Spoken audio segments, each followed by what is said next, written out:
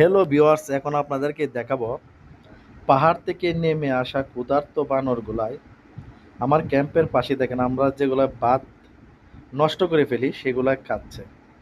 আসলে এখন পাহাড়ের মধ্যে তেমন গাছপালা নেই, ওদের খাদ্যের বড়ই অভাব।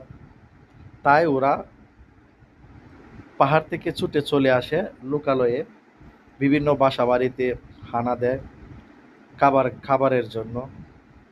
খুবই ক্ষুধার্ত এবং উকি ঝুঁকি দিয়ে দেখছে কেউ বেন এসে পড়লো কিনা। দেখেন, খুবই সুন্দর একটি দৃশ্য ধারণ করলাম।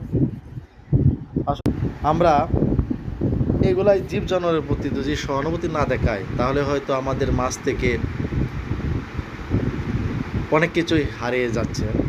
যে যেরকম আগে সজারু দেখা যাচ্ছে, বিভিন্ন প্রজাতির সাপ, এরপরে জীব জানোয়ার ছিল যার জঙ্গলে, আগে তো বড় বড় জঙ্গল ছিল, গাছপালা ছিল, ওদের বাসস্থান ছিল।